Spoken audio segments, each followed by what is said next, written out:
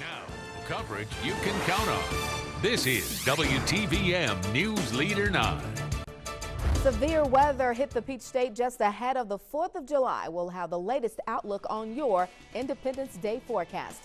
More details are emerging this afternoon about that meth lab dump site in Columbus. We'll share just what was uncovered there. Plus, people in one Alabama town are concerned about a flyer advertising a racially segregated church meeting. We'll tell you about that as well. Welcome to News Leader 9 at noon. I'm Roslyn Giles. Thanks for joining us. Well, it takes a powerful wind to move metal, but that's what happened late last night in Henry County. Georgia winds toppled a few tractor trailers. The semis were found on their sides at a distribution center. One person was injured, a driver who happened to be in his rig at the wrong time. He was hospitalized but is expected to be okay. Several homes in a nearby neighborhood also sustained damage from the powerful wind gusts. Well, less than 5 hours from the biggest party in Columbus, WTVM's 14th annual Thunder on the Hooch is one of the best ways you can celebrate the 4th of July. There will be a lot to do, from free face painting to obstacle courses and even hot dog and watermelon eating contests. Sounds like a lot of fun to me. The festivities kick off at 5 o'clock with fireworks starting at dark. And while the weather hold out for your 4th of July plans, well, let's get that answer from Kelly Bryant. All right, thank you, Kelly. Well, pools are always a good way to stay cool during the summer, so we compiled a list of pools in the area that will accommodate you for the holiday. Auburn City pools will be open until 8 p.m., while all of the pools in Columbus will stay open until 6 p.m. And for the list of pools, you can go to WTVM.com. Well, Columbus arson investigators are still trying to figure out who deliberately set a car on fire in a church parking lot. This is video from overnight as firefighters work to put out the blaze on Murray Street near MLK Boulevard. Flames destroyed the 2001 Honda Civic around 3:30 this morning. Neighbors told firefighters the car had been parked there for hours before it started burning. Well, a woman reportedly told police her grandson drives that car. No word if he has been notified. Now to an accident involving another car, but this time the driver says the stars definitely lined up for him this 4th of July. 34-year-old Cody Carter says he can't believe he's alive this holiday. Take a look at where his 2004 Infiniti ended up after he fell asleep at the wheel. Carter says his car skidded 50 yards into the wood line on I-185 southbound near the Williams Road exit around 7 o'clock this morning. The car also knocked out a street sign during the terrifying ordeal. When I did hit the tree, I saw like a flash. I guess that was the deploying of the airbag. So it seemed like an orange glow. And once it hit, I thought it was on fire. That's what I thought.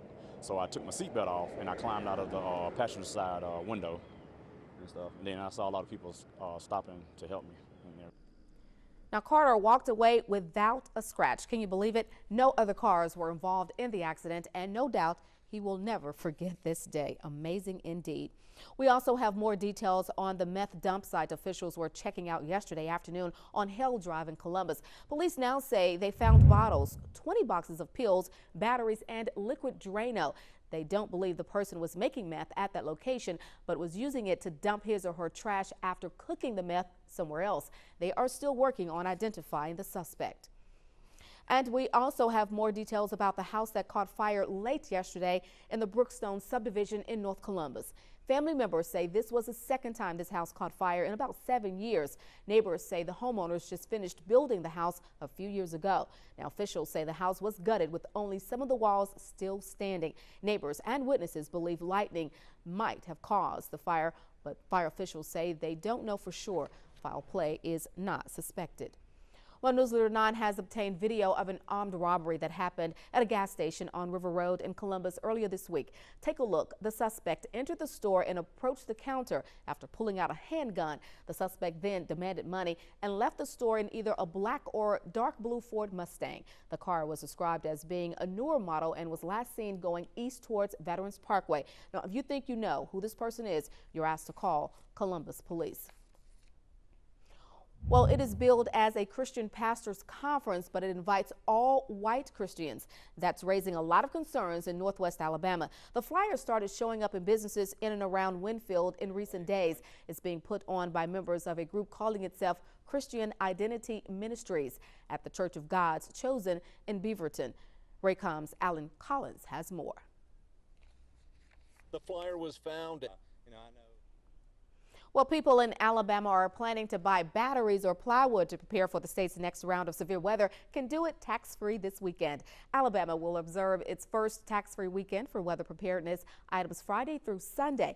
The state legislature passed a law waiving the state's 4% sales tax on many emergency supplies that cost $60 or less.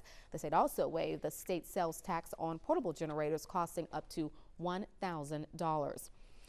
Unemployed veterans may be heading back to school by the thousands under a new federal program that pays for up to a year of education. Officials at the U.S. Department of Veterans Affairs says out-of-work veterans can get back in the job market in high-demand fields like healthcare, management, and legal services. So far, thousands have responded to the initiative called the Veteran Retaining Assistance Program.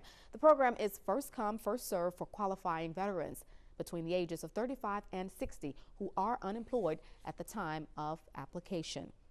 Well, it is the highest military decoration one can get, and only a few have it. We'll explain the mystique behind the Medal of Honor coming up.